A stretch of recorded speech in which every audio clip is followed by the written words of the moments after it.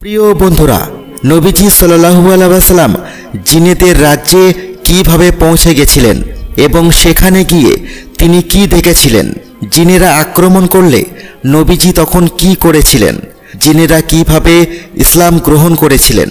প্রিয় বন্ধুরা, আজকের ভিডিওটি খুবই তথ্যবহুল, তাই ভিডিওটি শেষ পর্যন্ত দেখতে ভুলবেন না। একদিন জিব্রাইল আলাইহিস সালাম রাসূল সাল্লাল্লাহু আলাইহি ওয়াসাল্লামের কাছে এসে বললেন, তিনি এমন একটি জাতির কাছ থেকে এসেছেন যারা মানব সমাজে বসবাস করে না। তারা মানবদেরকে দেখে কিন্তু মানব সমাজ তাদেরকে দেখে না। মানব জাতি যা করে এবং যা দেখে তারা তা দেখতে ও করতে পায়, কিন্তু তারা যা করে বা দেখে মানব জাতি তা দেখতে ও করতে পারে না। তারা মারা গেলে ধূলিকণার মধ্যে লুকিয়ে থাকে। তারা সাধারণত যৌবন বয়সের আগে মারা যায় না। তাদের উপরও আল্লাহর হুকুম আহকাম রয়েছে।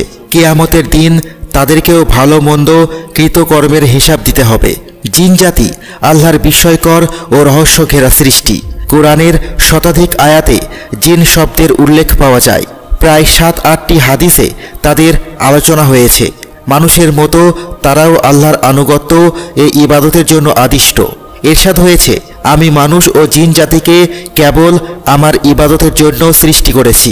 সূরা যুরিয়াত আয়াত ৫৬। মানব জাতির মতো তাদের ভেতরও আল্লাহর নবী ও রাসূল প্রেরণ করেছেন। আল্লাহ বলেন, হে জিন ও মানব সম্প্রদায়, তোমাদের কাছে কি তোমাদের মধ্য থেকে রাসূল আসেনি যারা তোমাদের কাছে আমার আয়াতসমূহ বর্ণনা করেছে?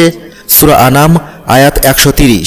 মানুষের মতো জিনরাও জাহান্নাম এবং জান্নাত দুটিতেই প্রবেশকারী হবে।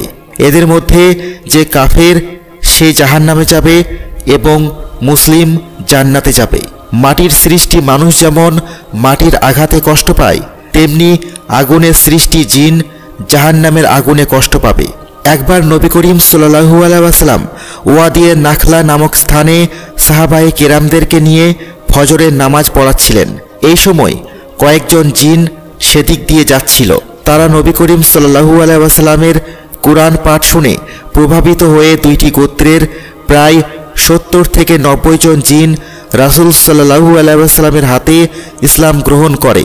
তাদের আহ্বানে পরবর্তী সময়ে রাসূল সাল্লাল্লাহু আলাইহি ওয়াসাল্লাম জিনেদের রাজ্যেও ইসলামের দাওয়াত নিয়ে যান। হাদিসে এসেছে, রাসূল সাল্লাল্লাহু আলাইহি ওয়াসাল্লাম একবার নামাজ পড়ছিলেন।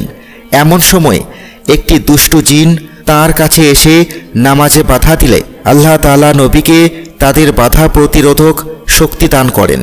নবীজি সাল্লাল্লাহু আলাইহি ওয়াসাল্লাম জিনটিকে নিজ হাতে ধরে ফেললেন এবং তাকে একটি স্তম্ভের সাথে বেঁধে রাখতে চাইলেন, যাতে সকালবেলা লোকেরা মসজিদে যাওয়ার পথে তাকে দেখতে পায়। কিন্তু নবী সাল্লাল্লাহু আলাইহি ওয়াসাল্লাম সুলাইমান আলাইহিস সালামের নিম্নোক্ত দুয়ার কথা স্মরণ করে তার সম্মানার্থে জিনটিকে ছেড়ে দিলেন। সহিহ বুখারী হাদিস নম্বর ৩৪২৩।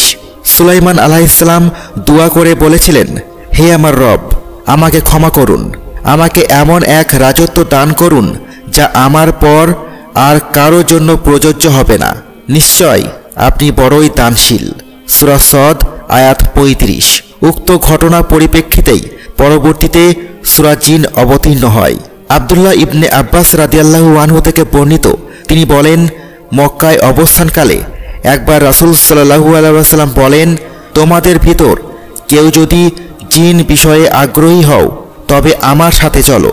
ইবনে আব্বাস রাদিয়াল্লাহু আনহু বলেন, আমি ছাড়া আর কেউই অগ্রসর হলো না।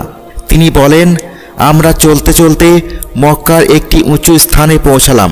রাসূল সাল্লাল্লাহু আলাইহি ওয়াসাল্লাম পা দিয়ে একটি বৃত্ত এঁকে আমাকে তার ভেতর অবস্থান করার নির্দেশ দেন। তিনি এগিয়ে গেলেন এবং দাঁড়িয়ে কোরআন খুললেন। এমন সময় অন্ধকারে চারিদিক ছেয়ে গেল। রাসূল সাল্লাল্লাহু আলাইহি ওয়াসাল্লাম আমার আড়াল হয়ে গেলেন। আমি তার আওয়াজ শুনতে পেলাম।